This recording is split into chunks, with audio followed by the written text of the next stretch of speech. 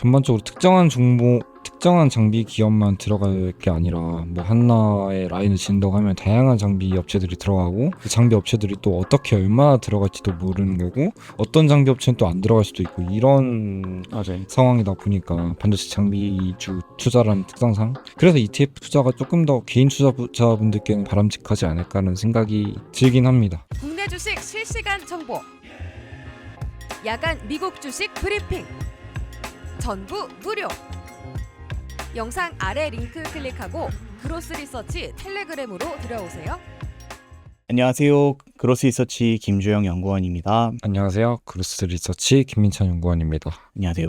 이번 주 월요일에도 저희가 산업보고서로 다시 왔습니다. 그래서 산업보고서에 대해서 저희가 상세하게 설명을 드리고 있고요. 저희가 매주 월요일 산업보고서 그리고 목요일 탐방보고서 8시 반에 진행을 하고 있어서 보고서만 보시기엔 안 와닿는 부분들 그리고 저희가 하다 보니까 또 새롭게 나오는 내용들 그런 내용들을 저희가 이 라이브 시간에 많이 들을 수 있다고 생각을 합니다. 그래서 라이브 많이 오셔서 시청을 해주시면 좋을 것 같습니다. 오늘은 핫한 주제이긴 합니다. 좀 반도체 소부장 관련해서 올해 조금 지난주 한 말 정도에는 반도체 소부장이 좋긴 했는데 이게 반도체 전반적으로 계속 삼성전자, 하이닉스 위주로만 쏠려 있고 그다음에 궁금하신 부분들이 반도체 소부장은 언제 갈 거야? 원래 반도체 소부장은 삼성전자보다 닉스보다 더 많이 벌려고 내가 하는 건데 왜 반도체 소부장은 안 가? 라는 내용들을 저희가 해석을 하면서 산업보고서로 만들었다고 생각하시면 되겠습니다. 그래서 반도체 소부장은 저희가 지난주 거의 월요일 전부터 계속 준비를 하고 있었는데 반도체 소부장이 지금 목요일 금요일에 좋아졌어요. 그래서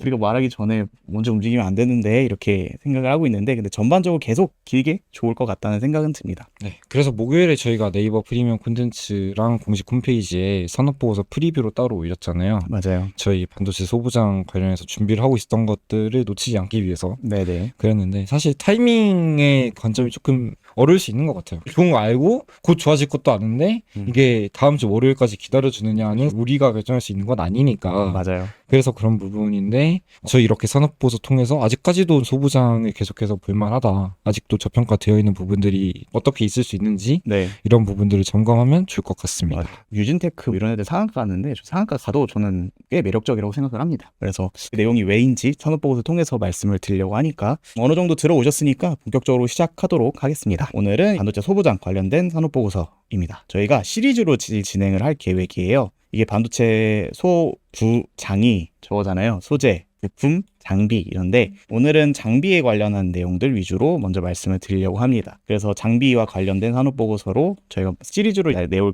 계획이고 오늘은 장비 관련한 내용들 위주로 말씀을 드리겠다라고 생각하시면 될 것 같습니다. 제목은 여기 많이 나와 있습니다. P에서 Q로 전환하는 시점에 있고 캐펙스의 시간이 된다. 그래서 제 수에는 반도체 장비주로 온다는 내용으로 저희가 정리를 했고 P, Q 좀 어렵고 캐펙스 어렵잖아요. 뒤에서 말씀을 드리겠습니다. 네, 저희 산업보고서 원본 같은 경우에는 저희 네이버 프리미엄 콘텐츠 공식 홈페이지 텔레그램에 업로드되어 있으니까 이 산업보고서 라이브를 보시고 더 원문이 궁금하시다 싶으신 분들께서는 해당하는 사이트 플랫폼 들어가셔서 도움 받아보셔도 좋을 것 같습니다. 저희가 텔레그램에도 올렸는데 텔레그램 보면서 같이 하셔도 되고 네이버 프리미엄 콘텐츠나 공식 홈페이지 보면서 같이 이렇게 보셔도 좋을 것 같습니다. 목차는 이렇게 저희가 되어 있고요. 전반적으로 첫 번째 얘기부터 시작하겠습니다. 일단 핵심적으로 저희가 말씀드리는 부분은 반도체 소부장이 왜 안 갔냐? 왜 반도체 위주로만 계속 수급이 몰리고 메모리나 파운드리 위주로만 계속 몰렸냐라고 보면은 핵심적으로 반도체 사이클이 이전과는 다른 사이클이었다라는 게 핵심적인 내용입니다. 일단은 먼저 저희가 핵심적으로 항상 두 가지씩으로 적다 보니까 하반기로 갈수록 소부장에 대한 낙수 효과가 기대되는 구간에 진입할 것으로 전망이 되는데 왜? 라고 말씀을 드리면은 저희가 일단은 먼저 과거에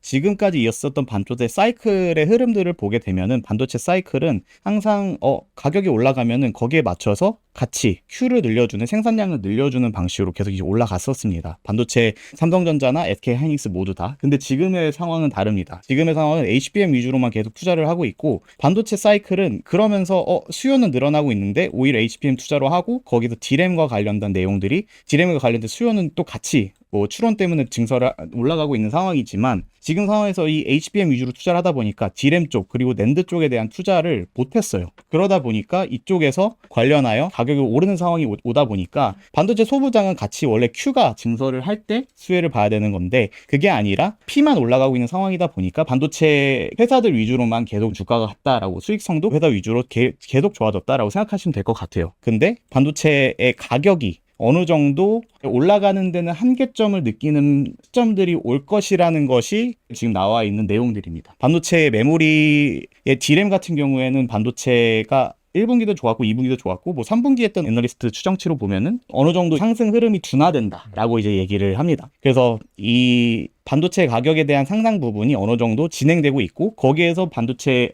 업체들이 수익성을 올리기 위한 방식으로는 다시 Q를 증설하는 방식으로 가야 되는 게 지금의 대부분의 방식이다라고 생각하시면 될 것 같아요. 그러면서 반도체가 소부장의 사이클로 다시 전환되는 국면에 있다라고 이제 보시면 될 것 같습니다. D램 가격 같은 경우에는 20년 1분기 기준으로 봤을 때 전분기 93에서 98% 증가했지만 2분기 때는 당연하게 기저 효과로 상승은 했겠지만 93, 98이 매번 나온다면은 계속 복리로 2배씩 계속 성장하는 거잖아요. 근데 26년 2분기에는 전분기 대비해서 당연하게 53에서 63% 이것도 큰 상승입니다만 이거에 비해서는 그렇게 엄청나다라는 상황은 아니다라고 생각하시면 되겠습니다. 그럼 3분기 때 가서도 58로 63% 나온다는 것 자체도 꽤 힘들다라고 이제 보시면 될 것 같아요. 가격이 상승 안 한다는 거 아닙니다. 가격 상승률 자체는 자연스럽게 둔화될 가능성이 있다는 게 지금의 내용입니다. 가격 상승에 대한 압박이라 해야 되나? 하여튼 가격 상승이 점차적으로 상승되는 흐름이 둔화되는 이유 중에 하나는 LTA가 있어요. LTA 얘기를 시장에서 많이 나오는데 장기 공급 계약을 하게 되면 가격이 1년 단위로 거의 고정이 된다시피 하다 보니까 그런 부분에서 봤을 때 가격의 상승 탄력이 점차 약화되는 모습이 보여질 것이라는 게 지금의 상황입니다. 그럼 지금 상황에서는 매물 업체들은 어떻게 할 건가라고 보면은 결국에는 추가적인 가격 인상의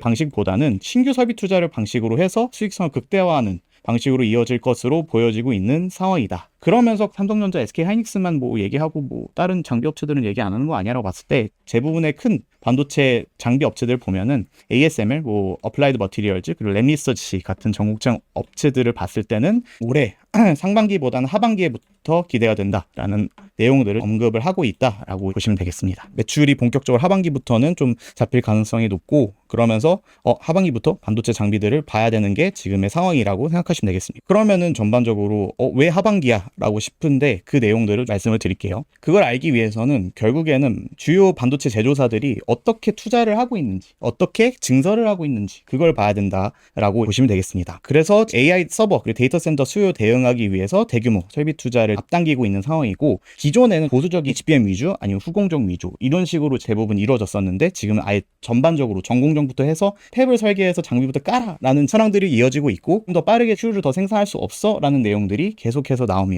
일단은 먼저 파운드리 얘기부터 하면은 파운드리 대표 주자인 TSMC 그리고 삼성전자 있죠. 얘네들이 어떻게 투자를 이어가고 있는지 확인을 해보겠습니다. TSMC 같은 경우에는 25년도 4분기 실적 발표에서 26년도 캐펙스를 전년 대비해서 32% 꽤 큰 거죠. 32% 증하겠다는 얘기를 했었고 520에서 560달러까지 지금 캐펙스를 투자하겠다라고 했는데 1분기 때 발표해서 560달러 최상단으로 우리는 하겠다라고 해서 560달러 확정이 된 상태이고 거기에 주목해서 보실 만한 부분은 TSMC가 전공정도 물론 맞지만 후공정 쪽으로 오히려 더 크게 드라이브를 걸고 있다라는 게 움직이는 상황입니다. 25년 기준으로 한 74,000장, 75,000장 저희가 코어스라고 얘기했죠. 유리기판에서도 저희가 얘기했었잖아요. 코어스 패키징, TSMC의 첨단 패키징, 코어스 패키징이 25년도에 7만 장, 7만 5천 장 수준이었는데 6년도에는 13만 장 수준까지 대폭 확대하겠다라고 얘기를 한 상태이고 7년에는 어떻게 나오냐? 그럼 그거는 TSMC가 발표를 안 하다 보니까 추정치가 나오는 건데 최소 14만 장에서 21만 장 수준으로 꽤 크게 증설을 하겠다라는 내용들이 나옵니다. 85% 정도 계속 증설을 하겠다라는 내용들이 나오고 있습니다. 그래서 전반적으로 첨단 패키징 관련해서 후공정 쪽으로도 투자가 세게 들어가고 있다라고 보시면 되겠습니다. 기술적으로 첨단 패키징은 맞지만 거의 평형화된 패키징이라고 봐야 될 정도로 진짜 다양하게 쓰일 수 있고 많이 쓰일 수 있는 패키징이 될 수 있다. 그렇죠. 라는 게 2026년, 2027년 미래가 오면 올수록 더 커진다는 거죠. 그 자체가. 맞아요. 뭐 유리기판이 될 수도 있고 다양한 뭐 2.5D 패키징, 칩렛 구조로 해서 뭐 이런 되게 어려운 내용들이 많이 나오다 보니까 그래서 TSMC에서도 이렇게 더 코어스 패키징을 늘릴 거고 거기에 따라서 장비주들도 수혜를 받을 수 있다라는 그런 내용으로 보입니다. 맞습니다. 거기에 삼성전자 같은 경우에도 삼성전자도 테일러 팹이 큰 규모로 증설이 되고 있고 올해부터 본격적으로 가동될 것으로 얘기가 되고 있습니다. 그러면 장비 셋업이 들어가야 되니까 그런 면에서 수혜를 볼 수 있고 혼자도 파운드리 쪽으로도 증설을 이어지고 있다라고 보면 되겠습니다. 근데 저희 입장에서는 제일 중요한 부분은 저희가 아무래도 반도체 소부장들이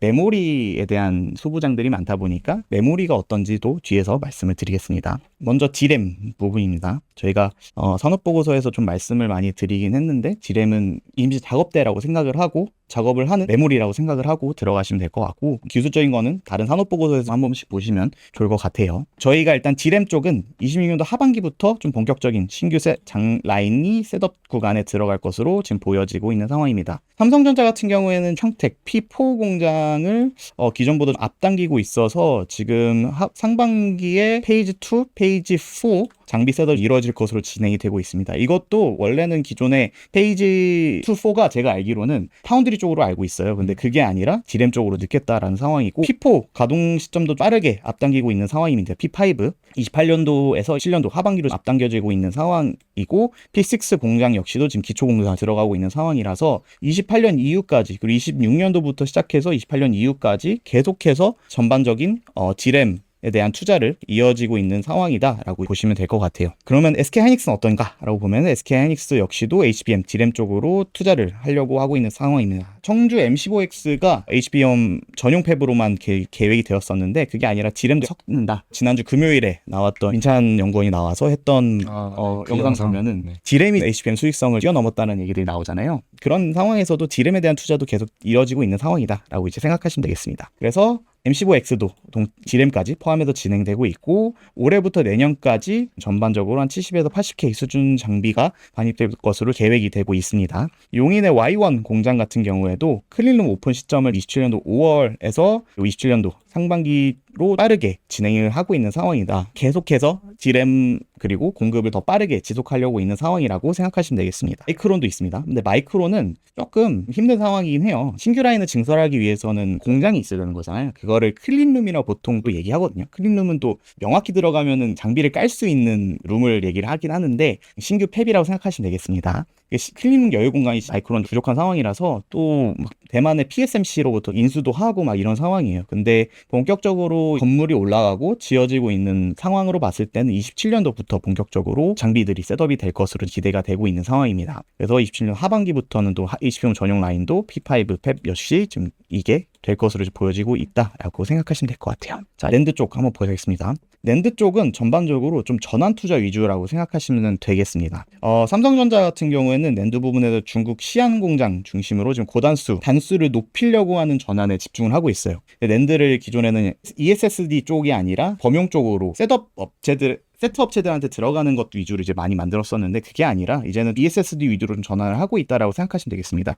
단수를 높이는 방식으로 진행되고 있고 V8 전환 투자 마무리가 되고 있고 하반기부터 램프업 진행되고 있는 상황이고 시안 2공장도 월 V9 전환 투자가 진행이 되고 있다라고 생각하시면 되겠습니다. 그리고 SK하이닉스 같은 경우에도 똑같이 좀 전환 투자 위주라고 생각하시면 되겠습니다. 고단수 전환 그리고 효율 개선, 캡엑스를 좀 집중하고 있습니다. R&A 공장에서도 192단 중심으로 다른 2공장에서도 진행이 되고 있다. 그래서 전반적으로 신규 팹에 대한 증설보다는 단수 높이는 전환 투자 위주로 이루어지고 있다는 게 여기서 봐야 될 부분이고 마이크론 역시도 싱가포르에 신규 팹 착공을 시작되고 있어서 본격적으로 28년도부터 진행될 것으로 기대가 되고 있다라고 생각하시면 되겠습니다. 그래서 전반적으로 상황들을 저희가 말씀을 드렸고 그러면은 투자 전략으로 봤을 때 이번엔 장비주 투자를 할 건데 어떻게 투자하는 게 좋을까라고 말씀을 드릴게요.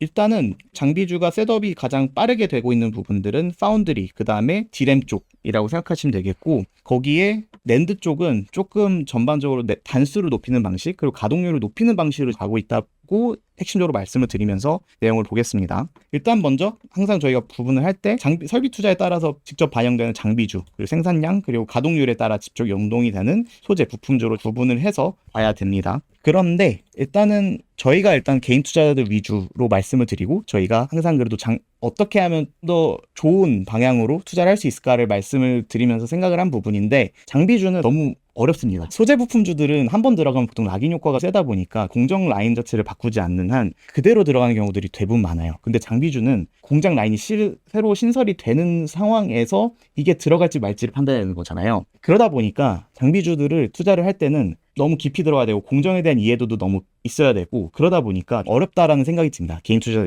입장에서는. 그래서 저희가 말씀을 드리는 거는 바스켓 투자로 접근을 하자. 그래서 ETF 투자하는 게 가장 장비주에서는 좋을 것 같다라고 말씀을 드리지만, 그럼에도 불구하고 난 이 ETF보다 더 많은 수익률을 얻고 싶다라는 부분에 있으신 분들이라면은 지금 상황에서 저희가 볼 수 있는 기준들을 말씀을 드리겠습니다. 말씀을 드렸다시피 디램 사이클이 진행되고 있는 상황이라서, 그리고 파운드리 사이클이 막 진행되고 있는 상황이라서 디램 그리고 파운드리 위주로 확인을 하셔라 라고 말씀을 드리는 게 이 핵심적인 내용입니다. 그래서 디램 전공정 관련된 장비들 그리고 코어스 관련된 장비들을 보는 게 좋을 것 같고요. 특히 좀 디램 쪽에서는 두 가지로 나눴습니다. 디램 쪽에서는 전공정 장비 중에서 디램이 계속해서 원B에서 원C로 선단화되고 있는 상황이라서 선단화에 따라 수혜를 받는 증착 장비 그리고 시각 공정에 있는 장비들을 확인하는 게 좀 좋을 것 같다라고 보고, 두 번째로 볼 만한 부분은 저희가 낸드 쪽으로 커버를 하는 업체들이 많이 있고 디램 쪽으로 커버를 하는 업체들이 많이 있는데, 아무래도 좀 디램 쪽으로 커버하는 장비들의 매출 비중이 높은 기업들을 선정하는 게 좋지 않을까라고 말씀을 드리고, 디램 쪽에서 이렇게 보는 게 좋을 것 같다라고 말씀을 드리겠습니다. 그래서 저희가 가져온 종목들 3개 말씀을 드릴 텐데, 일단은 PSK 홀딩스, 그 다음에 VM, 그 다음에 K시텍, 이 회사들 보시면 좋지 않을까 생각이 듭니다.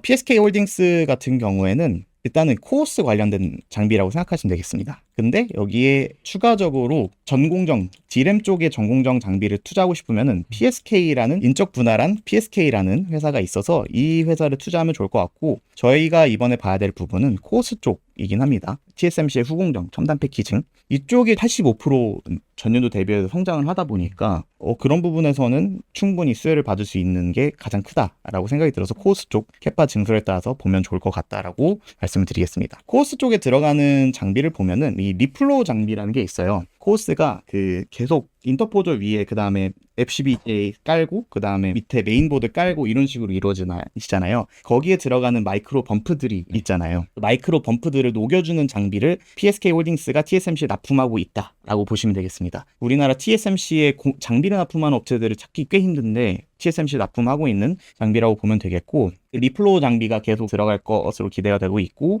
그러면서 올해 매출도 전반적으로 좋을 것 같고, 이게 리플로우 장비가 또 좋은 점이 HBM에도 들어가요. 그래서 HBM도 좋을 것 같다라고 생각이 듭니다. 그래서 이 부분들 위주로 보시면 될 것 같아서 PSK 홀딩스 한번 보시면 좋을 것 같고요. 제가 VM이라는 기업도 가져왔습니다. VM 같은 경우에는 작년부터 해가지고 애널리스트 리포트들이 돌다가 최근에 또 작년부터 올해 상반기부터인가? 작년인가? 하여튼 주가가 크게 많이 올랐습니다. 그래서 VM도 보시는 게 좋지 않을까 생각이 들고요. 앞으로도 좋아질 가능성이 굉장히 큽니다. VM이 SK 하이닉스 쪽으로 건식 시각 장비를 납품하는 업체라고 보시면 되겠습니다. SK 하이닉스가 디램 투자 규모가 확대가 되고 있고, 또 건식 앞쪽에서 제가 말씀드렸던 시각 장비 아니면은 증착 장비 쪽에서 수혜를 볼 수 있을 만한 기업들, 그리고 VM이 기존에 없었던 매출들이 추가적으로 들어가는 거다 보니까 그런 부분에서 VM이 앞으로의 그 상방이 더 크지 않을까? 라는 생각에서 VM을 가지고 왔습니다. 건식 시각 장비를 만드는 건데 공정에 대한 내용들은 어렵다 보니까 이 내용은 뺐고 이쪽 부분을 위주로 보시면 좋지 않을까 생각이 듭니다. 그래서 이것도 마찬가지로 선단화되면서 거기에 따라서 기존 시각 장비에 대한 교체 수요, 그리고 신규 팹 장비 진입할 때도 더 큰 를 높여서 가는 방식이지 않은가, ISP를 높여서 가는 방식이지 않을까 생각이 들어서 VM을 가지고 왔습니다. 그리고 K시텍이라는 기업도 가지고 왔는데, K시텍은 보고서가 많이 없긴 해요. 그래서 저희가 K시텍 보고서를 쓰기 전에 좀 전화를 한번 해봤습니다. 핵심적으로 보실만한 부분은 어플라이드 머티리얼즈 거의 독점하다시피 한 CMP, 저희가 HBM 두께완화 보고서에서도 계속 CMP에 대한 내용들을 많이 했잖아요. 그리고 하이브리드 본딩에서도 이 CMP에 대한 수요들이 굉장히 중요하다라는 부분들을 많이 말씀드렸는데, 이 CMP 장비 쪽을 국내 유일하게 하고 있는 업체다라는 라고 생각하시면 되겠습니다. CMP를 하고 있는 업체인데 이게 왜 중요한가라고 보면은 올해 수주 잔고가 거의 전분기 대비해서 130% 늘어난 상황입니다. 1분기 때도 어닝 서프라이즈를 냈는데 1분기 때 냈었던 수주 잔고 역시도 같이 엄청나게 큰 모습을 많이 보여줬습니다. 이게 보통 또 6개월 정도의 리드 타임이 걸려서 이 장비들이 잡힌다고 하니까 이 수주 잔고들은 올해 당연하게 무조건 매출로 바뀔 가능성이 높은 상황이라서 그래서 전반적으로 올해 기대할 만한 좋은 상황이다라고 보시면 될 것 같습니다. 그래서 저희가 KC텍, VM, 그리고 PSK홀딩스 말씀드렸고, 근데 투자를 하는 데 있어서는 쉬운 방법은 ETF 투자를 하는 게 가장 좋다. 그래서 저희 금요일에 ETF 보고서 저희가 또 발간할 텐데 ETF 보고서까지 한번 보시면 좋지 않을까 생각이 듭니다. 전반적으로 특정한 종목, 특정한 장비 기업만 들어갈 게 아니라 뭐 하나의 라인을 진다고 하면 다양한 장비 업체들이 들어가고 그 장비 업체들이 또 어떻게 얼마나 들어갈지도 모르는 거고 어떤 장비 업체는 또 안 들어갈 수도 있고 이런 맞아요. 상황이다 보니까 반드시 장비주 투자라는 특성상 그래서 ETF 투자가 조금 더 개인 투자자분들께는 바람직하지 않을까라는 생각이 들긴 합니다. 네, 맞습니다. 투자를 하는 데 있어서 제가 하는 생각 중에 하나는 투자를 꼭 맞추려고 할 필요는 없다는 생각이 들거든요. 결국엔 투자는 돈 벌려고 하는 거기 때문에 돈을 ETF 투자를 해서 비슷하게 벌 수 있는 상황인데 ETF 투자를 하는 게 좋지 않은가라는 생각에서 저희 말씀드렸고 거기에 ETF보다도 더 몇 퍼센트라도 더 큰 수익을 얻고 싶다라고 하시는 분들은 아래 기준을 통해서 선별해 나가시는 것도 좋지 않을까 생각은 듭니다. 증시 사이클이 어떤 사이클이냐를 보고서 그럼 어떻게 어떤 업체들이 수혜를 볼 수 있는가를 또 선별을 할 수는 있으니까 또 필터가 생기는 거니까. 네, 맞습니다. 그리고 저희가 여기엔 적진 않았는데 제 개인적으로는 생각을 하고 있는 부분들은 G램에 기존에 들어갔던 업체들 중에서 단순하게 주가가 빠진 업체들 많이 있거든요. 대표적으로 여기서 보시는 업체들 중에서는 예를 들면은 제우스라는 업체도 지금 주가는 많이 빠져 있는 상황인데 엄청나게 크게 늘어나 있는 상황이에요. 그래서 제우스 같은 업체들도 좀 충분히 지금 주가 상태로 봤을 땐 꽤 매력적이지 않은가라고 생각이 듭니다. 그러니까 핵심 장비는 아닙니다. 증착 장비나 식각 장비처럼 핵심 장비는 아닌데 거기에 들어가면서 같이 보조적으로 무조건 들어간 장비다 보니까 지금 좀 좋게 볼 수 있지 않을까 생각은 들어서 이쪽도 한번 보시면 좋을 것 같습니다. 오늘은 여기까지 하고 이번 주 목요일에 저희 탐방 보고서로 오도록 하겠습니다. 오늘 여기까지 시청해주신 여러분 감사합니다. 감사합니다.